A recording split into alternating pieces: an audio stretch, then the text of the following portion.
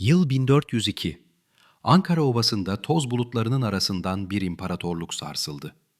Timur'un fillerinin gölgesinde Yıldırım Bayezid esir düştü ve Osmanlı tahtı birden fazla el tarafından sahiplenildi. Babasının ölümünü duyan her şehzade "benim hakkım" diyerek kılıcına sarıldı.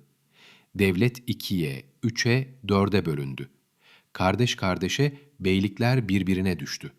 Kimse bir daha Osmanlı'nın toparlanacağına inanmıyordu. Ama tarihin akışı bazen tam da imkansız görünen anlarda yeniden yazılır. Peki Osmanlı'yı iç savaşın eşiğinden geri çeken kimdi? Gerçekten düzmece olan kimdi? Ve bu fetret imparatorluğu nasıl yeniden şekillendirdi? Bu videoda 11 yıl süren karanlık dönemi 10 soru şeklinde değerlendireceğiz. Hazırsanız Osmanlı tarihinin en karanlık ama en öğretici devrine, Fetret devrine giriyoruz. Resmi tarihe hoş geldiniz.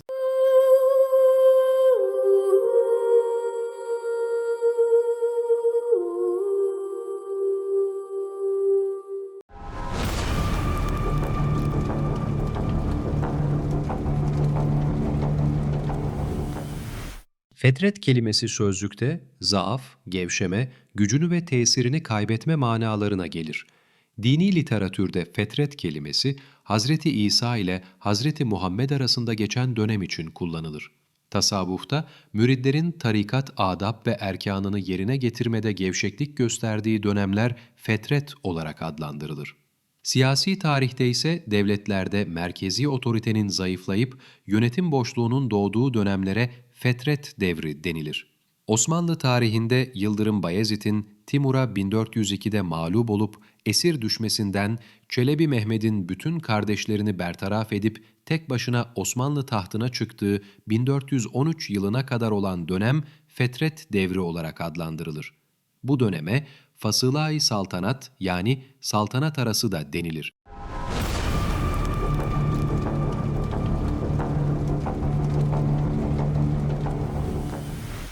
Ankara Savaşı, Osmanlı tarihinin ilk dönemlerinin en önemli başarısızlığıdır.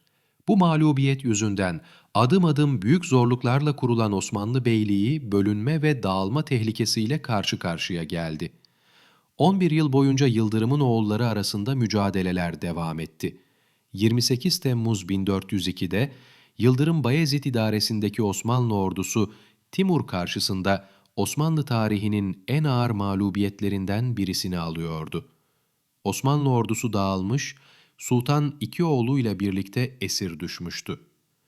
Yıldırım'ın savaş meydanından kaçmayı başaran üç oğluysa devletin birliğini sağlayacak durumda değildiler. Timur, Anadolu'dan ayrılırken Osmanlı İmparatorluğu'nun tekrar eski haline gelmemesi için topraklarını parçalamıştı. Yıldırım zamanında ilhak edilmiş Anadolu beyliklerinin topraklarını eski bey ailelerine geri vermiş, üç Osmanlı şehzadesini de bulundukları yerlerin emiri olarak tayin etmişti. Böylece Osmanlı İmparatorluğu'nda dağılma ve parçalanma gündeme gelmişti. Yaklaşık bir asır süren bir mücadele sonunda oluşturulmuş olan devlette kaos vardı. Geleceği belli değildi. Bu durum, şehzadelerin kendi aralarında ve Anadolu beylikleriyle mücadeleye girmelerine sebep oldu.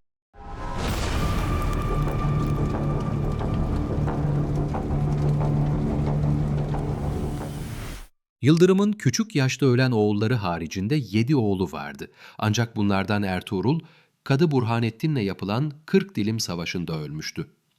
Yıldırım Bayezid, Ankara Savaşı'nda esir olup kısa bir süre sonra öldüğünde, arkasında Süleyman, İsa, Musa, Mustafa, Mehmet ve Kasım adlarında 6 oğlu kalmıştı. Ankara Savaşı'nın kaybedildiğini anlayan şehzadelerin bir kısmı adamlarıyla birlikte harp sahrasından kaçmışlardı. Yıldırım'ın büyük oğlu Emir Süleyman, Vezir-i Azam Çandarlı Ali Paşa ve diğer devlet ileri gelenleriyle devletin başkenti Bursa'ya gelmiş ve buradaki devlet hazinesiyle arşivini alarak Anadolu Hisarı'na geçmişti. Bizans'a Rumeli'deki Osmanlı topraklarının bir kısmını bırakarak anlaşan Emir Süleyman, önce Gelibolu'ya, oradan da Edirne'ye gitti. Emir Süleyman, Edirne'de hükümdarlığını ilan etti. Ancak Anadolu'da da Şehzade İsa ve Mehmet Çelebi vardı. İsa Çelebi Bursa'yı ele geçirmişti. Mehmet Çelebi ise Amasya, Sivas, Tokat civarlarına hakim olmuştu. Yıldırım'ın Mustafa ve Musa isimli oğulları Timur'a esir düşmüş, en küçük oğlu Kasım ise Emir Süleyman tarafından Bizans'a rehin verilmişti. Yıldırım'ın şehzadelerinin ilginç bir yönü, bir kısmının Çelebi ünvanıyla anılmasıdır. Bu ünvan şehzade karşılığı kullanılmıştır. Sefine-i Mevleviye isimli bir eser, Yıldırım'ın Germiyan hanedanından Devlet Hatun'la evli olmasından dolayı Musa, İsa ve Mehmet Çelebi gibi şehzadelere bu ismin verildiğini belirtir. Mevlana'nın kızı Mutahhare Sultan Germiyan Bey'i Süleyman Bey ile evlenmişti.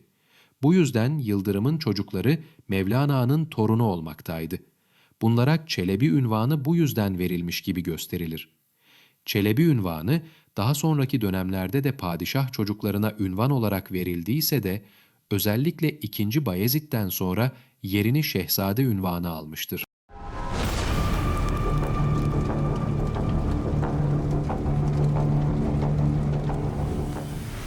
Başlangıçta Bursa ve civarına hakim olan İsa Çelebi ve Amasya bölgesine hakim olan Mehmet Çelebi, Edirne'de bulunan ağabeyleri Emir Süleyman'ın hükümdarlığını tanıyorlardı.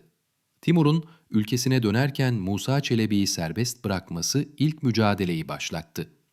İsa Çelebi'yi mağlup eden Musa, Bursa'yı onun elinden aldı. Bir süre sonra güçlenen İsa Çelebi, Timur'un Anadolu'yu terk etmesini de fırsat bilerek Bursa'yı geri aldı. Musa Çelebi, Karamanoğullarına sığındı. İç Anadolu'ya hakim olan Mehmet Çelebi'nin Anadolu'yu paylaşma önerisini İsa Çelebi kabul etmeyince, bu sefer iki kardeş Ulubat civarında savaştı. Galip gelen Mehmet Çelebi 1404'te Bursa'ya girerek hükümdarlığını ilan etti. İsa Çelebi ise İstanbul'a kaçmıştı. Emir Süleyman'ın isteği üzerine Edirne'ye gönderildi. Emir Süleyman İsa'yı bir orduyla Bursa'yı almaya gönderdi. Ancak İsa Çelebi başarısız olarak Kastamonu bölgesine hakim olan İsfendiyaroğullarına sığındı. Bir süre sonra Anadolu'daki diğer beyliklerle işbirliği yaparak tekrar sahneye çıktı ise de yine başarısız oldu ve Karaman Beyliğine sığındı. 1406'da son teşebbüsünde ise yakalanarak öldürüldü. İsa'nın öldürülmesiyle Menteşe, Aydın gibi beylikler Anadolu'ya hakim olan Çelebi Mehmed'in hükümdarlığını tanıdılar. Durumu takip eden Emir Süleyman harekete geçerek Bursa'yı aldı ve Ankara'ya doğru ilerledi. Çelebi Mehmed onun karşısında duramamıştı. Ertesi yıl Çelebi Mehmed Yenişehir'de Emir Süleyman'la karşılaştı ancak yine yenilmekten kurtulamadı. İçinde bulunduğu zor durumdan kurtulmak için çare aradı. Karaman Beyliğine sığınan Musa Çelebi'yi yanına çağırdı ve bir miktar asker vererek onu Rumeli'ye geçirdi. Böylece Emir Süleyman'ın Anadolu'dan ayrılmasını sağlamaya çalışıyordu. 1409'da Rumeli'ye geçen Musa Çelebi, buradaki Osmanlı askerlerinin kendisine katılmasıyla iyice güçlendi. Eflak ve Sırp kuvvetlerini de yanına almıştı. Emir Süleyman bu durum üzerine Rumeli'ye geçince Çelebi Mehmet Anadolu'daki toprakları tekrar ele geçirdi. Bizans'ın desteğini alan Emir Süleyman, kardeşiyle İstanbul yakınlarında karşılaştı. Sırpların taraf değiştirmesi üzerine mağlup olan Musa Eflak'a kaçtı. Kendisini toparladıktan sonra tekrar Edirne'ye doğru yürüdü. Yapılan savaşı yine kaybetti. Ancak bir yıl sonra tekrar Edirne üzerine yürüdü ve taraf değiştiren Rumeli beylerinin sayesinde Edirne'yi ele geçirdi. Şehirden kaçan Emir Süleyman ise 18 Mayıs 1410'da Düğüncü köyünde yakalanarak öldürüldü.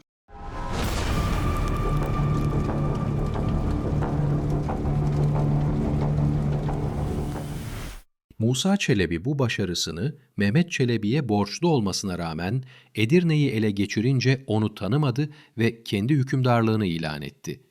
Beylerbeyliğe Rumeli uç beylerinden Mihaloğlu'nu, kadı askerliğe ise Şeyh Bedrettin'i getirdi. Mehmet Çelebi'nin üzerine yürümek yerine Rumeli'de durumunu sağlamlaştırmaya çalıştı. Emir Süleyman'a destek veren Sırpların üzerine yürüyerek onları mağlup etti. İsyan eden Bulgarları sindirdi, Bizans'a verilmiş toprakları geri aldı ve 1411'de İstanbul'u kuşattı. Çandarlı İbrahim Paşa'yı daha önce verdikleri vergileri istemek üzere Bizans'a gönderdi. Ancak İbrahim Paşa İstanbul'da kaldı ve Bizans İmparatoru Manuel'i Çelebi Mehmet'le temasa geçmesi için teşvik etti. Bizans, Musa Çelebi'nin kuşatması altında sıkıştığı için Çelebi Mehmet'i Bursa'dan çağırarak anlaştı ve onu Rumeli'ye geçirdi. Fakat Çatalca civarındaki savaşta yenilen Mehmet Çelebi kaçarak zor kurtuldu. Anadolu'ya geri döndü. Musa Çelebi ipleri eline geçirmişken sertliği yüzünden devlet ileri gelenlerinin önemli bir kısmı ondan yüz çevirdi. Bu sırada tekrar Rumeli'ye geçen Mehmet Çelebi yine mağlup olmuştu. Rumeli beylerinin Musa Çelebi'den uzaklaşıp Sırplarla işbirliği yaptığını öğrenince onlarla temasa geçti. Musa Çelebi'nin etrafında birkaç beyden başkası kalmamıştı. Evrenos Gazi'nin desteğiyle tekrar Rumeli'ye geçen Çelebi Mehmet, üzerine gönderilen kuvvetleri yenerek Edirne'ye doğru yürüdü. Durumun vahametini gören Musa Çelebi ise şehirden ayrılarak Filibe civarına gitti. Sonunda iki kardeşin orduları Sofya'nın güneyinde Çamurlu Ova sahrasında karşılaştılar. Musa Çelebi mağlup oldu ve yaralı olarak kaçtı. Ancak kısa bir süre sonra yakalandı ve 5 Temmuz 1413'te boğduruldu. Mehmet Çelebi de Edirne'de kendisini tek hükümdar olarak ilan etti.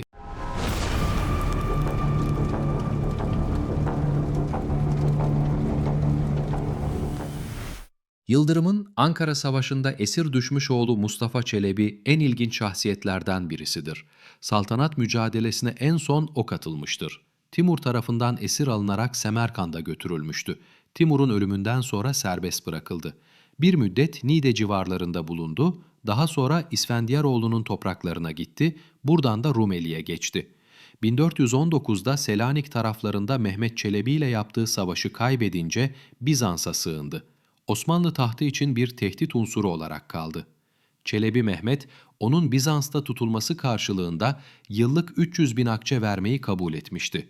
Mustafa Çelebi, Çelebi Mehmet hayatta olduğu müddetçe Limna adasında kaldı. Çelebi Mehmet'in 1421'de Edirne'de ölümü, Bizans'ın elinde bulunan Yıldırım'ın oğlu Mustafa'nın durumu haber alıp harekete geçmesinin zor olduğu için günlerce saklandı.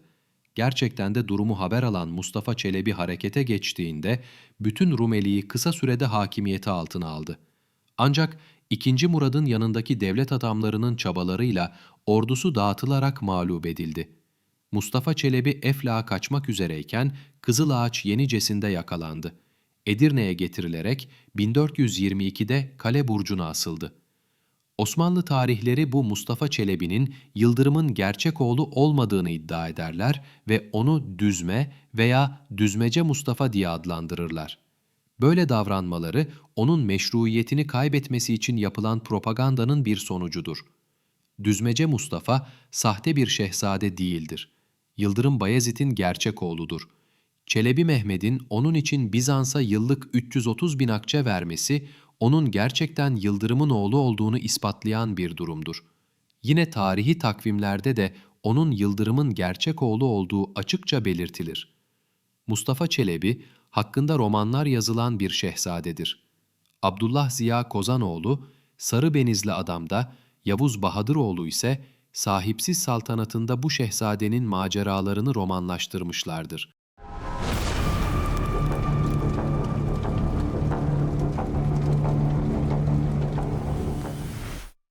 Fetret devrinden en çok faydalananlar arasında Anadolu beylikleri de vardır. Yıldırım tarafından ilhak edilmiş Aydın, Saruhan, Hamit, Germiyan, Menteşe gibi beylikler bu dönemde istiklallerini tekrar kazandılar. Bağımsız durumda olanlar da Osmanlı topraklarını işgal ettiler. Fetret devri mücadeleleri sırasında işlerine gelen şehzadeye destek vererek kargaşadan faydalanmaya çalıştılar. Örneğin Aydınoğlu Cüneyt Bey bu politikayı en iyi uygulayanlardandı. Ancak her defasında kaybeden tarafta yer aldı.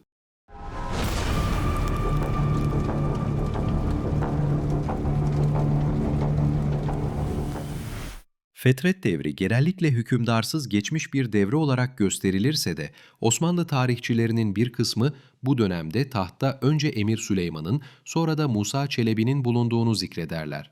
Örneğin Tevarihi Ali Osmanlar'da ve Lütfi Paşa tarihinde önce Emir Süleyman'ın tahta çıkıp 7 yıl beylik yani hükümdarlık yaptığı, ardından da Musa Çelebi'nin yaklaşık 2,5 yıl tahta bulunduğu ifade edilir.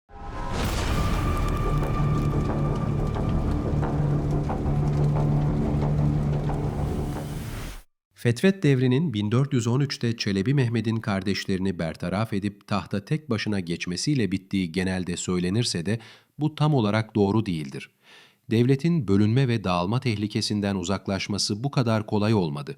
Gerek hanedan üyeleri, gerekse Anadolu beylikleri ve Balkanlardan gelen Haçlı tehlikesi Osmanlı İmparatorluğunu Çelebi Mehmed'den sonra da ciddi olarak tehdit etmeye devam etti. Yıldırım'ın sahneye en son çıkan oğlu Mustafa Çelebi, önce Çelebi Mehmet, sonra da II. Murat devrinde saltanat mücadelesine girişti. Özellikle II. Murat devrinde devlet Rumeli ve Anadolu olarak ikiye bölünme tehlikesini çok canlı olarak yaşadı. Mustafa Çelebi'den sonra da başka şehzadelerin faaliyetleri görüldü. Onun kadar etkili olamasalar da Osmanlı tahtını tehdit ettiler. 1. Murad'ın oğlu Savcı Bey'in oğlu Davut, Balkanlarda Haçlılarla beraber Osmanlılara karşı hareket etti. Bizans'ın himayesindeki Cafer ve İsmail isimli iki şehzade de II. Murad'a karşı çeşitli faaliyetlerde bulundu. Ayrıca Bizans'ın elinde bulunan Şehzade Orhan da İstanbul fethedilinceye kadar Osmanlı tahtı için bir tehlike olarak kaldı. Fetret devrinin ortaya çıkardığı meseleler İstanbul'un fethine kadar tam manasıyla ortadan kaldırılamadı. Zaman zaman uçurumun kenarına gelindi. Osmanlı İmparatorluğu bölünme tehlikesi ve kargaşa ortamından ancak İstanbul'un fethiyle kurulabildi. Halil İnalcık, Fetret devrinin gerçek bitiş tarihini 1453 olarak gösterir.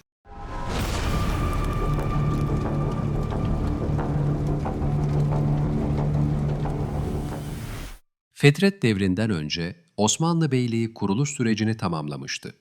Ancak Ankara Savaşı mağlubiyeti ve ardından 11 yıl süren mücadeleler devletin gelişimini engelledi. Yıldırım zamanında Anadolu'nun büyük bir kısmı fethedilmişti. Bu toprakların çoğu elden çıktı ve ortadan kaldırılmış. Beylikler tekrar kuruldu. Ayrıca bu savaştan sonra Rumeli'de de başta Selanik olmak üzere bir kısım Osmanlı toprakları kaybedildi. Yıldırım'ın fethettiği yerlerin tamamının Osmanlı İmparatorluğu tarafından tekrar ele geçirilmesi, Yavuz Sultan Selim zamanına kadar sürdü. İstanbul büyük bir ihtimalle bu dönemde Osmanlıların eline geçecekken ancak 50 yıl sonra alınabildi. Bütün bunlar olumsuz sonuçlar olarak görülür. Fakat Yıldırım zamanındaki geniş fetih hareketleri incelendiğinde bu durumun sağlıklı bir gelişme olmadığı anlaşılmaktadır.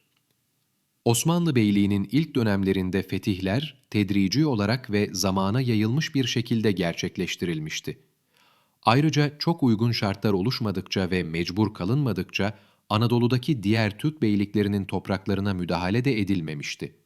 Yıldırım zamanında Müslüman beyliklere karşı yürütülen mücadele, Osmanlıların gazi kimliğinin diğer Müslümanlar üzerindeki saygınlığını zedeledi. Ayrıca Osmanlı İmparatorluğu'nun Doğu Anadolu'daki genişlemesi, Memlüklerle aralarının açılmasına sebep olduğu gibi Timur'un da Anadolu üzerine yürümesine davetiye çıkarmış oldu. Osmanlı İmparatorluğu bu yenilgiden önemli dersler çıkardı. İyice kuvvetlenene kadar geniş çaplı fetih hareketlerine bir daha girişilmedi. Özellikle Doğu Anadolu'dan uzak duruldu. Ayrıca tahta aday, hanedan üyelerinin sayısının fazla olmasının ne tür karışıklıklara sebebiyet verdiği çok açık bir şekilde görüldü.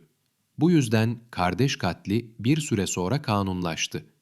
Yine Fetret devrinde tahta çıkacak kişinin tayininde Rumeli'deki uç beylerinin oynadığı rol, padişahların bu grupların nüfuzunu zamanla azaltarak merkezi idareyi güçlendirmelerine sebep oldu. Bu yüzden de Türk aristokratlarının nüfuzu azaldı, onların yerine devşirmeler devlet idaresinde önemli roller üstlendi. Timur'un gelişi aşiret geleneklerini tekrar canlandırdı. Bundan dolayı Ankara Savaşı'ndan sonra Osmanlılar kayı boyundan olduklarını özellikle vurguladılar ve Türklüklerini ön plana çıkardılar. Timurlulardan daha üstün olduklarını belirtmek için Oğuz şeceresinde önemli bir yere sahip olan kayı boyuna mensubiyetlerini her vesileyle belirttiler. O dönemde yazılmış tarih kitaplarında bu husus vurgulandığı gibi silah ve paraların üzerine de kayı boyunun damgası vuruldu. Osmanlı İmparatorluğu'nun ilk yıllarında Timur'dan yenilen bu darbe, imparatorluğun daha sonraki tarihi gelişimini derinden etkiledi. Timur'un Anadolu seferi Osmanlılar tarafından daima endişeyle hatırlandı. Çelebi Mehmed ve II. Murat devirlerinde Osmanlılar, Timur'un oğlu Şahruh'un tepkisini çekmemek için ona itaat ettiklerini belirtip hediyeler gönderdiler. Ankara Savaşı'nda uğranılan mağlubiyetin izleri ancak İstanbul'un fethiyle kapatılabildi. Ankara Savaşı ağır bir darbe olmasına rağmen Osmanlı İmparatorluğunu yıkamamıştı. Paul Vitek, yıkılan şeyin imparatorluk hülyası değil, idealinin olduğunu belirtir. Osmanlı İmparatorluğu'nun ana siyasi organizasyonunu sağladığı bölge Rumeli'ydi. Osmanlı İmparatorluğu Rumeli'de öylesine sağlam bir yapı kurmuştu ki, Fetret devrinde Anadolu toprakları çok kısa sürede elinden çıkarken, burasının büyük bir bölümü elinde kaldı ve burası sayesinde varlığını sürdürebildi. Timur istilasından sonra Osmanlılar Rumeli'yi gerçek yurtları saymaya başladılar. Edirne'de bu gelişmeler içerisinde başkent oldu. Tarih kitapları 1360'lılardaki fethinden sonra Edirne'yi başkent olarak gösteriyorlarsa da bu yanlıştır. Halil İnalcık, Ankara Savaşı'na kadar başkentin Bursa olduğunu, gaza faaliyetlerinden dolayı Osmanlı hükümdarlarının devamlı olarak Edirne'de bulunması yüzünden bu yanlış anlaşılmanın ortaya çıktığını belirtir. Kardeş kanıyla sulanan bu topraklar Osmanlı'ya bir bedel ödetti. Ama aynı zamanda ona imparatorluk olmanın ne demek olduğunu da öğretti. Çelebi Mehmed'in tahta çıkışıyla devlet yeniden nefes aldı ama Fetret'in gölgesi kolay kolay silinmedi. Devleti Aliye bir daha asla aynı olmadı. Kardeş katli yasalaştı. Merkezi otorite güçlendi, devşirmeler yükseldi. Kısacası Osmanlı bu acı dönemin içinden geçerek olgunlaştı. Ve belki de en önemlisi, Timur'un ordusu Osmanlı'yı yıkamadı. Sadece imparatorluk hayalini bir süreliğine gölgeledi. O hayal ise 1453'te Fatih Sultan Mehmet ile yeniden doğdu. Bu videoyu beğendiyseniz Resmi Tarih kanalına abone olmayı ve yeni bölümleri kaçırmamak için bildirimleri açmayı unutmayın. Tarih hatırlayanlar içindir. Resmi Tarih iyi günler diler.